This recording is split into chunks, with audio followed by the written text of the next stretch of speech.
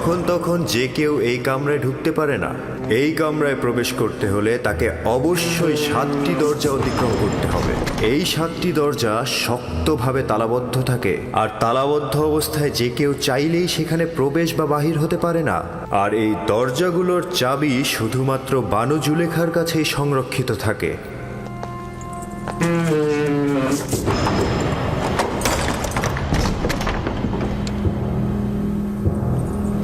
বানু জুলেখার আদেশ।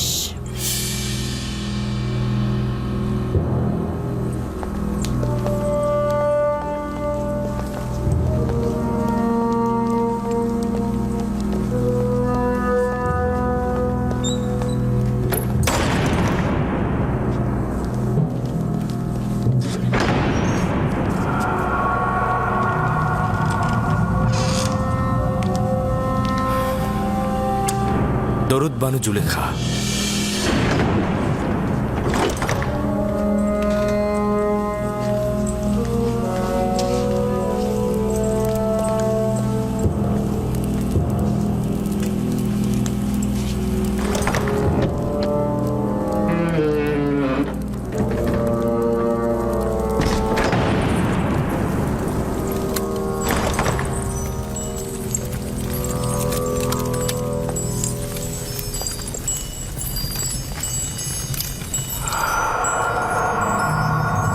তুই অবগত রয়েছিস যে তুই আমার গোলাম?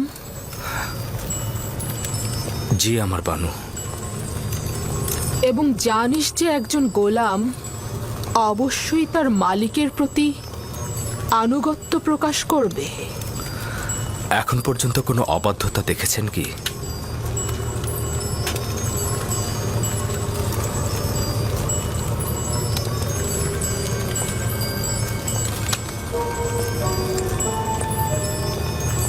আজকেও তাহলে তুই আমার আনুগত্য পোষণ করবি? যদি কোনো আদেশ করেন অবশ্যই শিরোধার্য।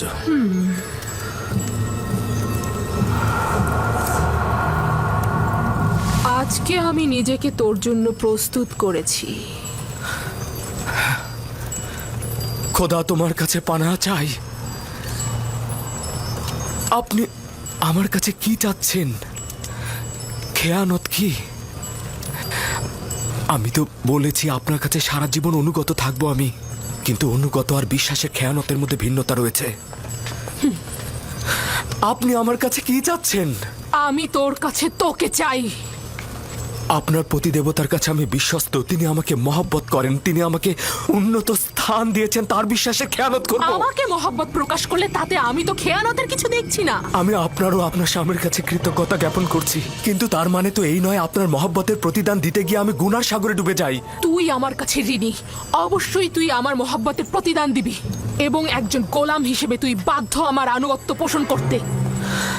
যিনি আপনাদের দয়া আমার উপর বর্ষণে সাহায্য করেছেন তিনি হচ্ছেন আমার খোদা। সে কারণে আমি আপনাদের চাইতে বেশি এবং আপনাদের থেকে পূর্বে তার কাছে ঋণী। আমি নিজেকে ইজ্জতের তুঙ্গ থেকে তুচ্ছ অবস্থানে নিয়ে এসেছি যাতে তোকে হস্তগত করতে পারি। আমি অধিকার ছাড়বো না। আমি আমার ঈমান ও নিজস্ব চরিত্রকে সাময়িক কামনা বাসনার কাছে বিসর্জন করব না। আমি আর তুমি ছাড়া এই ঘটনা কেউ জানবে না।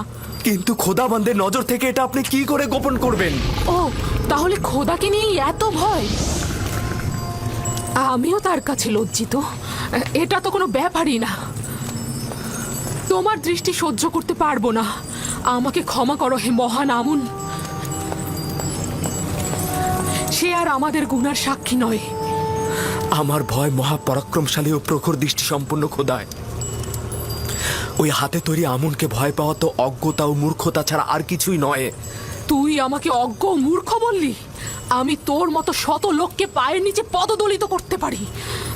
আমার ঘোড়াগুলোর বিষ্ঠা পরিষ্কার করার মতো যোগ্যতাও তোর নেই, আর তুই কিনা মহান আমুনের কাছে আনুগত্য প্রকাশ করাকে মূর্খতা বলছিস? আমি আদেশ করছি, তুই পালন করতে বাধ্য, আর তা না হলে তোর কবর এখানেই হবে।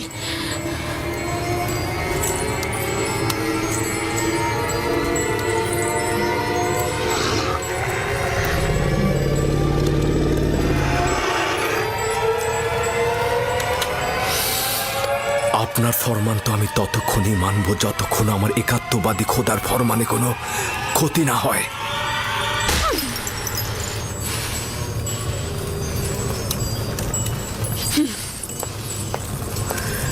এখন এর সর্বোত্তম জবাব হতে পারে তোমার ন্যায় একই কাজ আমারও করা।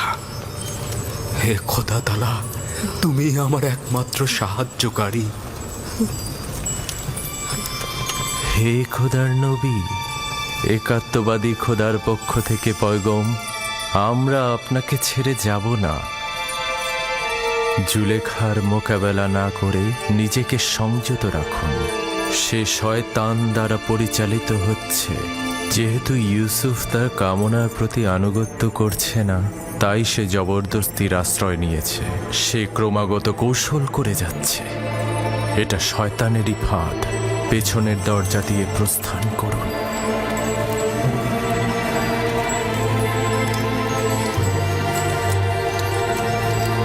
হে খোদার নবী, একাত্মবাদী খোদার পক্ষ থেকে এই পয়গম, পেছনের দরজা দিয়ে প্রস্থান করুন।